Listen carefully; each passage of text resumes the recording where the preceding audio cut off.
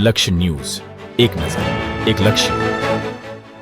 નમસ્કાર દર્શક મિત્રો, હોળી ધૂળેટીના પર્વ નિમિત્તે હું લક્ષ્ય ન્યૂઝમાં મેઘા અગ્રવાલ આપનું હાર્દિક સ્વાગત કરું છું. આપ જોઈ રહ્યા છો લક્ષ્ય ન્યૂઝ અને સમાચારમાં આગળ વાત કરીએ તો આજ તારીખ 3/3/2026 રોજ રાતે 2:30 વાગ્યાના અરસામાં નાયબ કલેક્ટર ચોટીલા એસટી મકવાણા નાઓએ અને તેમની ટીમ દ્વારા થાનગઢ તાલુકાના તરણેતર ગામના સરકારી સર્વે નંબર 592 વાળી જમીનમાં આકસ્મિક તપાસણી કરતા સેન્ડસ્ટોન તથા સફેદ માટીનું ખનન કરતા નીચે મુજબના વાહનો જપ્ત કરવામાં આવ્યા. જપ્ત કરેલ વાહનોની વિગતમાં એક Hitachi machine, dumper number GJ03 BV 7947, dumper number GJ13 TA0727, ચોથા ડમ્પર નંબર GJ13 AW 3396 અને પાંચમું એક tractor number GJ13 AR 8463.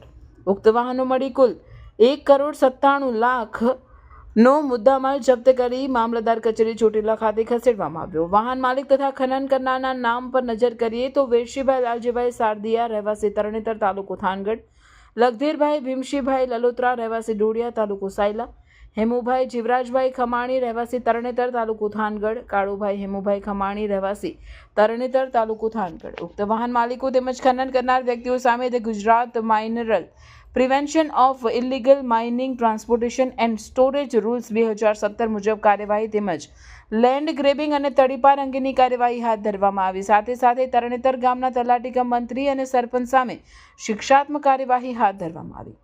Reporter Devam Trivedi, Surendranagar.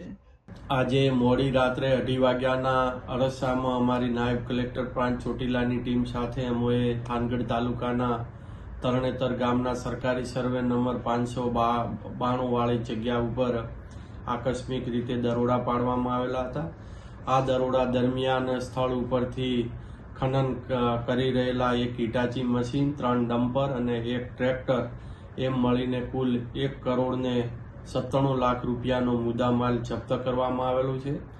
આ ખનન છે એ ડમ્પરના માલિક વેરશીભાઈ લાલજીભાઈ સારદિયા, રહે તરણેતર, તાલુકો થાનગઢ; લખધીરભાઈ ભીમશીભાઈ લલોત્રા, રહે ડોળિયા, તાલુકો સાયલા; હેમુભાઈ જીવરાજભાઈ ખમાણી, રહે તરણેતર, તાલુકા થાનગઢ.